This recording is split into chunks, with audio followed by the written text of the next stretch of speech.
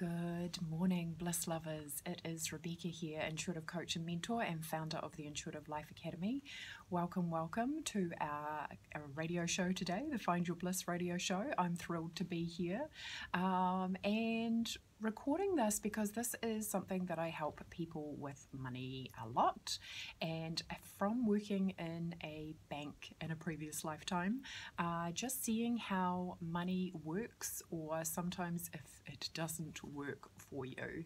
So as an intuitive coach now, one of the programs that I actually offer is called Intuitive Abundance, and it's really about helping people to change their relationship with money and to be able to see it from a different perspective.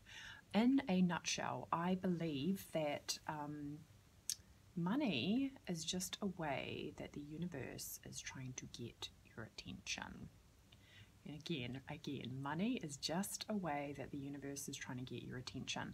Now, what do I mean by that? I mean that when we have faith in something bigger than ourselves, when we have faith in the universe or the divine, then we are going to be trusting that the universe has our universal flow. In the quantum field or in the universe doesn't sit there and go, okay, it doesn't know itself as limited, right? So anything that you could ever desire, it can be born from the quantum field. And I really want to talk to this subject today about what it takes to cultivate courage when it comes to your money, and how you really want to have a different perspective on it. Because often what I see people do is they discount themselves, which is hilarious if you look at that language, right? If you're talking about money, counting, etc., they discount themselves. So they have something that they want to reach for, that they want to go for. And I've seen it before too, obviously, when people want to do my programs and then they discount themselves and they say, oh, I can't do that, I can't afford it. So I'm going to talk through some elements and some things that I've learned through being an intuitive coach, and how my perspective has changed completely, especially from having worked in the banking industry and being surrounded by numbers and money all day, every day, and how I view money now and what place it has in my life and my relationship to it, to give you some guidelines in regards to how to really break free from feeling like money owns you or money has control or power over you, to actually really realizing that money is a tool, and it is born of the relationship that you have with it. Just like all relationships, if you don't like it, if you hate it, then it's going to show up that way, where it causes you distress, discomfort, and pain. So we really want to be in that space of how can we bring our intuitive awareness to our relationship with money and transcend it into the highest vibration possible, so we can see money as a friend, as a lover, as an ally, as something that is always there for us, supporting us, looking after us, taking care of us. And really, what does it take to be in that space where we can choose to have a relationship with money that works for us? So, and today I've actually pulled on one of my favorite books of all time. There's a couple of books that I would recommend when it comes to your money. One is a stock standard go-to, been around for decades, and that is Think and Grow Rich by Napoleon Hill. Now, Napoleon Hill interviewed something like 40 millionaires, some of the billionaires, right, at the turn of the century pretty much, and he collated all that information and he put it in a book called Think and Grow Rich. Now, what I love about this book though is there's so many elements of spirituality in it. If you're interested in creating more money in your life, then you really want to read this book. And it has some amazing information, especially given that he wrote it at the turn of the century, right? I think it was published maybe 1921 or something like that. So he went to people like Rockefeller and, asked them all their secrets, right? Carnegie, in regards to, the magnates of the time, in regards to how they had stepped into their big vision and how it had evolved so they could move into a space where, what they wanted came to life. Because, and what he says in the book too is really fascinating. He says that the pursuit of wealth is actually a noble cause, which is actually a real far cry from often how it's portrayed today. You know, you just need to go on Facebook, right? And Facebook, in every single angle, depending, no matter what industry you're in, you know, no matter what you're interested in, there are people on Facebook looking to sell, and sell big time. They're looking to invite you into making money effortlessly, or how to make money quicker, or how to follow this step or process in regards to creating more wealth in your life. And the number one thing I would say to that to be aware of is, if you are not running the right energy or vibration, no matter what you do from the rational mind, you will probably fail to get the results that you're looking for. Because what people really want when it comes to money, they don't just want the money, they want fulfillment as well. So that is a thread in your relationship with money. You want to be doing something that creates a sense of fulfillment. And there are so many different ways that money can show up to us. One of the biggest limiting beliefs that I see from people is that money can only come from your job. You've got to clear and cancel that. You want to be in the space of knowing that you can open up portals to abundance all the time. You can get a check in the post for something that happened 5 years ago. You can win the chicken dinner. You can be gifted to. You can have somebody take you out for a meal. You can have somebody give you a gift basket or a present. You are being gifted to, but it takes wisdom and awareness to see where you are being gifted to.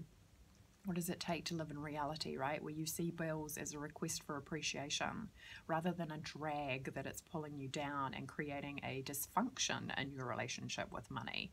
That you are feeling resentful, that people are asking you for money, that it's overwhelming.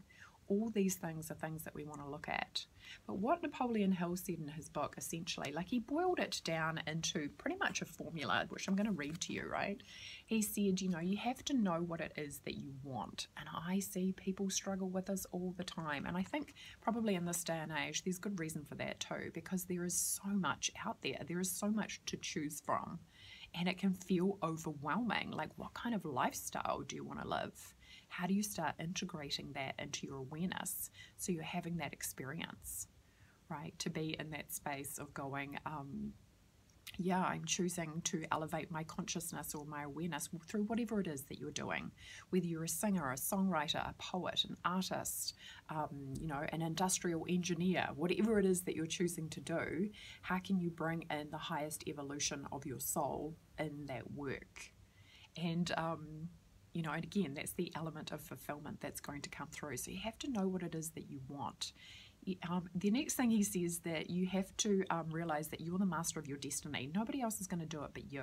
You're the one who is going to take the action steps. You're the one who's going to speed it up or slow it down. It's up to you in regards to making it happen. So again, you know, and I talk about that a lot in my work as an accountability. You know, you are the only person, you know, and again, you might have children or you might have family members or you might have people who depend on you, but you're the only one who can really put your dreams into action. You're the only one who has your unique vision. So what does it take to either get people to invest in that, to support you and help you, or what does it take to be the person who becomes so inspired, like you have this burning desire to see your creation come to life? And that, from my experience, is where you show up consistently. Every single day you are sending energy into your intention of what it is that you want to create.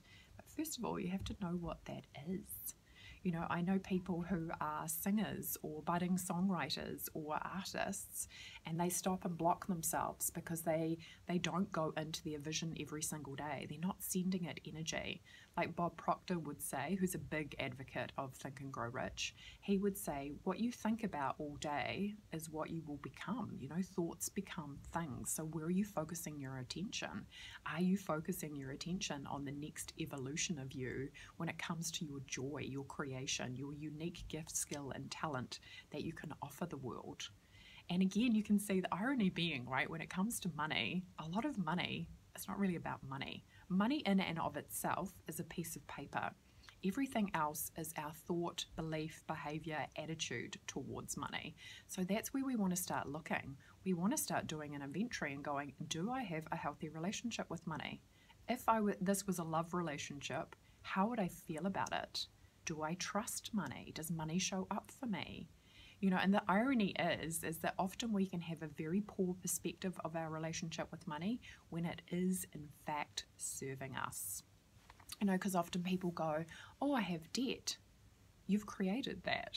So take accountability for it and go, I'm also the person who can get myself out of debt.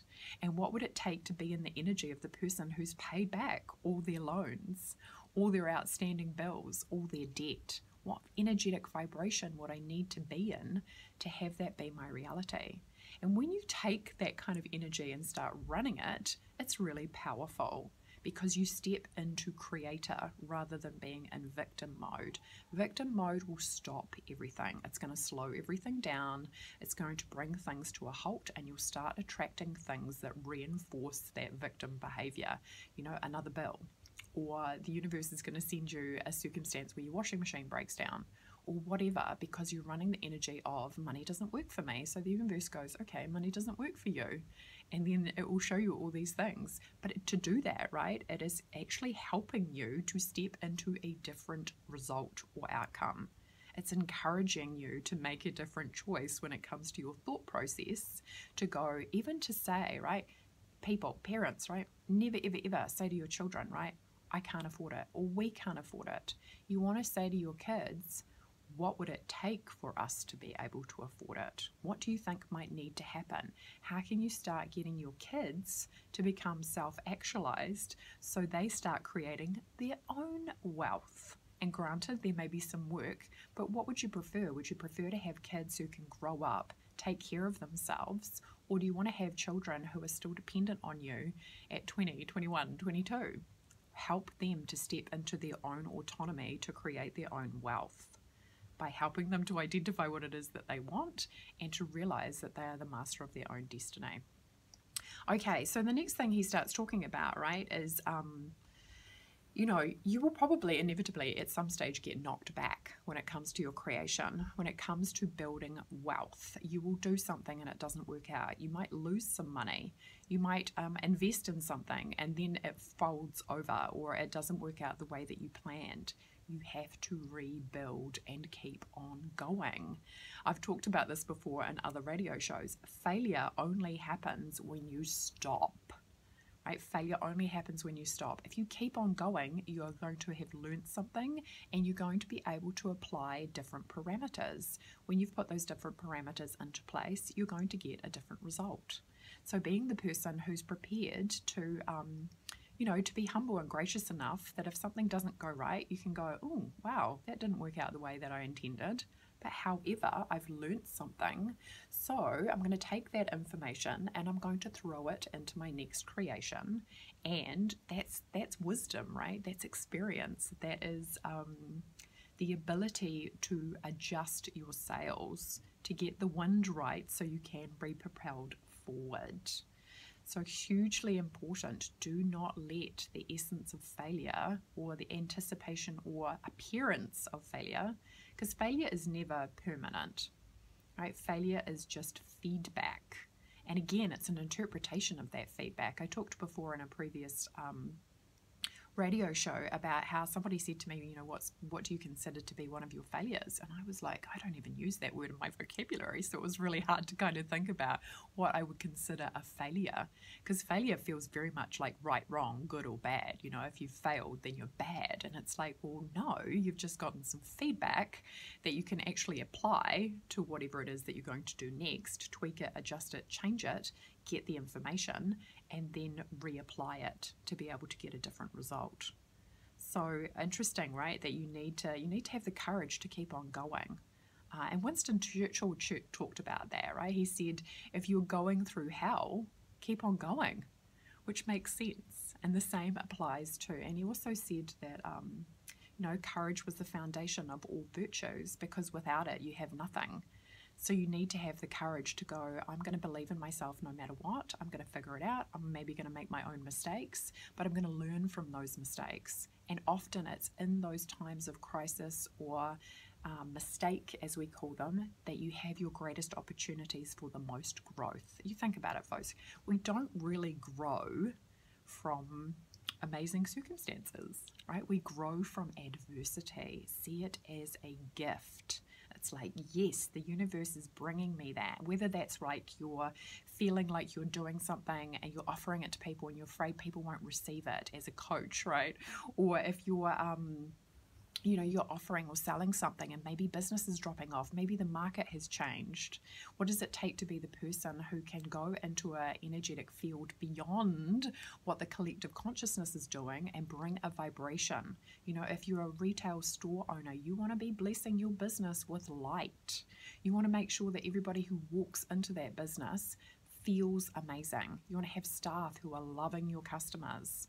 So when they walk out of there, maybe they didn't even buy anything, but they felt good, because that's what will bring people back.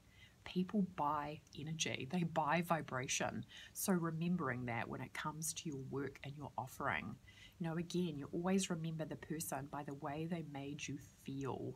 So choosing to be that person and have that awareness. And also too, right, to keep on going no matter what. The next thing he says is that your greatest success will often come one step after your biggest failure. And they talk about this like the mining for gold theory, which is if you're mining for gold, you don't want to stop a foot before you've actually reached the goal. The gold, right? The gold. You want to keep on going. So keep going. Be the person who's going to be in the energy of no matter what, I'm going to make this work. And this is often the best time. And pros and cons, right? Because people often jump into their business, but if they're not running the energy and belief that they are going to make it happen, then they can be like, wow, I've jumped in because I'm going to give it my all. But if they're not running the belief of having it occur, then it often won't. Or maybe they perceive it as a failure, but then they need to take the next action step. Have you heard about that with so many different startups, etc., that they launched themselves, they went great, and then maybe it collapsed, and then they put themselves back together and it was way more sustainable, their success. Or maybe the person who has tried and then they haven't, it hasn't come to fruition. Like they say, 85% or something of businesses fail in the first 2 years? That's because somebody's given up. That's because somebody hasn't been in the energy of like, okay, I'm going to try something different, because maybe they feel like somebody else has authority over them, or they've owed somebody money, or they've reneged on a contract.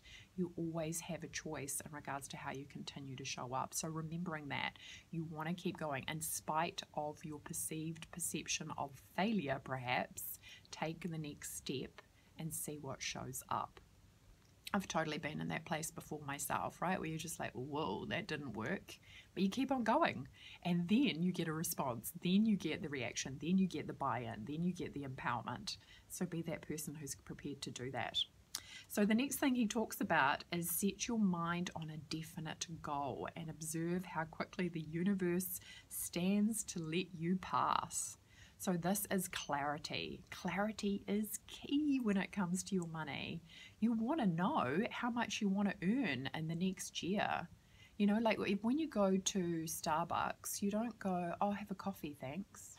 Right? You're not that vague. You go, I will have an almond milk latte grande with a shot of sugar-free vanilla, thanks. Right? Get specific. Know how much money you want to create. Jack Canfield talked about this, actually. I think he was talking as well about how he set the intention to make $100,000 that year. And he came up with the idea of chicken soup for the soul. I think he was in the shower.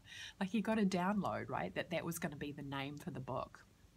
And he talked about how he manifested his $100,000, but it was something like, I don't know, 99,000 or something. But again, are you really going to scoff at the difference? If that's your intention and you're $20 short, are you going to say to the universe, oh, I didn't complete my goal? No, you're going to be in the energy of like, whoa, I created what I intended to happen. So get clear. And often too, when it comes to your level of income, people limit themselves because they go, but I'm betting, maybe you want to make $100,000, right? And you go, well, I'm only getting paid 70 in my job.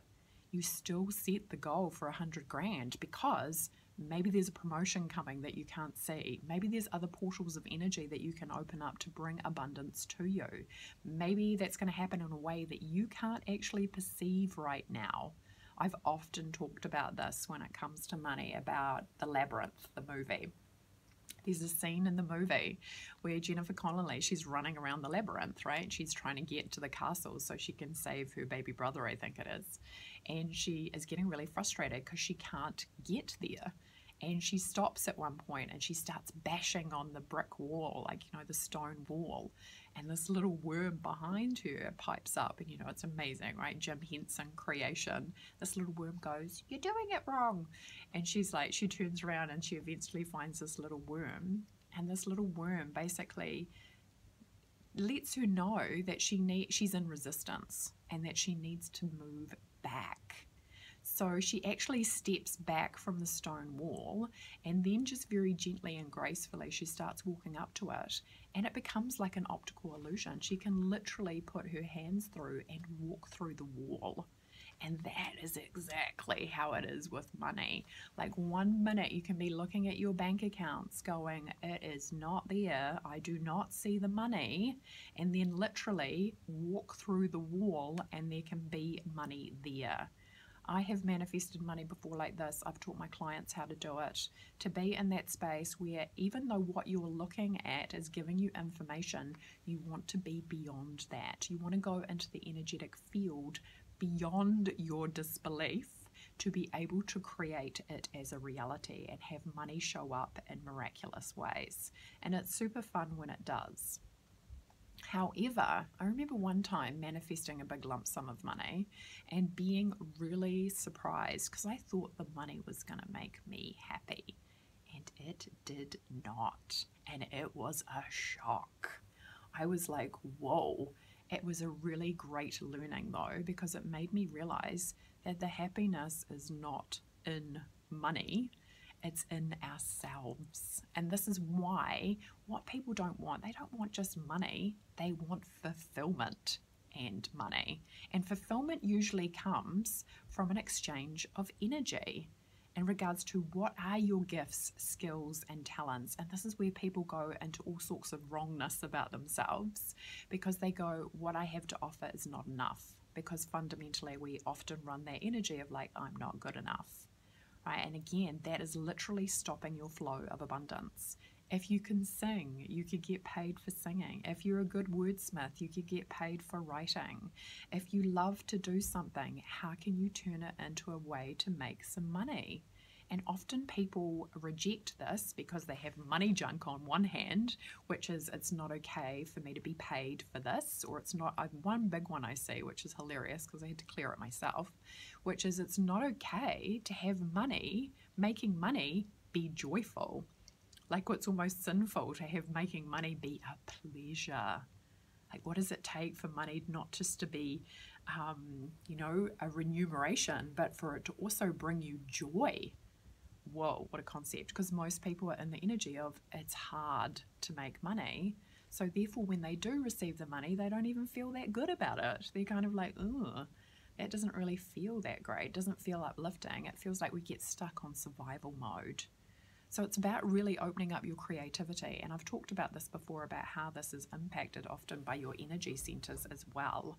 But I love this book by Napoleon Hill. I would encourage you to go get it if you haven't already. Think and Grow Rich. You can feel the energy and the vibration in the book. It has definitely been written from a lot of higher frequency energy in regards to the awarenesses and the insights that these millionaires have in regards to how to take a thought and turn it into a creation that creates wealth. Right? That is the process. Okay, so what else do we have here? You have the power to control your thoughts, specifically around money. So again, even Napoleon Hill in this book is talking about how important it is that you see money as an ally, as a friend, as a colleague, right? As an opportunity to be in that space of going, this can assist me, support me. And I see this a lot too, where people go into the energy of, I can't afford it, I can't do that because I don't have the money. It's like they're waiting for the money to show up before they make the decision. And I get it, because you have to be in a certain level of awareness and trust and faith and knowing and trusting in your abilities to be able to create, to move into that space where you go, actually, you know what? I'm going to make this happen. And I have done that on so many different times. And I know there are a lot of people who look at me like, how do you make all this stuff happen? Like, I travel a lot. I say yes often in circumstances where maybe the money is not right there right now, but it is a circumstance that I know that I can create it. I have done that multiple times in the past. So, and when you're in that energy, you have a huge courage, right? You're in the energy of saying to the universe, I have faith and trust that if my intuition is showing me that this is a guided action, that the money will be there. And it always has been.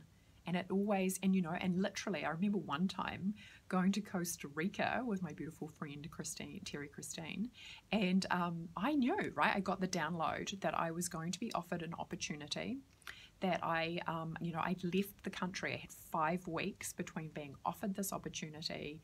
I went traveling for 6 months, so I had 5 weeks to kind of get my business sorted, to get my house sorted. I left the country with my house not even being rented out, but my intuition said it's going to take a couple of weeks. That's totally fine. Just go. And I went and had this amazing experience with all these incredible entrepreneurs in Costa Rica, because I was following my guidance, right? My guidance told me, you're going to get presented with an opportunity, take it, you know, no matter what, right? Be in the energy of yes to make that happen. And just knowing and seeing how the universe has always supported me, right? There's always been opportunities, funds, money showing up. And again, people can rationalize it and go, I can do things like, oh, it's lucky for you because you're in that circumstance. You know, please don't discount yourself, folks. When you compare yourself to other people's circumstances, you are disempowering yourself, literally cutting yourself off at the knees. You don't want to do that. You want to stand in the energy of like, you know what? She's right. I'm a limitless being in a body, and I can activate these energies within myself to create this for myself also, rather than letting your rational mind discount you and say that's only for certain people in society. No, no, no, no, no, no. Right? Do not block yourself from choosing your infinite greatness. It is available to everybody, but you have to choose it. You have to be the person who's going to step up and step into the energy of that. Okay, so the other thing that he talks about, right, is to make your money work for you, you have to have a burning desire to win with persistence, right? So you are going to show up in the energy of every single day. I am sending focus, energy, and attention to this being my reality. Now, Bob Proctor has talked about this before in regards to how he set up a cleaning business. And, you know, he went from making, I think, $6,000 a year to something like $14,000 a month in a very short period of time. Because, again, he was in the energy and focus of, I can create that. That is my creation. That is what I am choosing. And to do it with intention. I think he actually did that. And then he actually worked out what he was like, what actually happened there? Because he had so many people asking him. So he kind of went back and broke down the action steps that he'd taken and realized obviously it was very much in alignment with Think and Grow Rich, right? If you can perceive it, you can achieve it. That's kind of the crux of the Think and Grow Rich book. So I'm just going to say goodbye on the video now. Thanks, folks, for tuning in.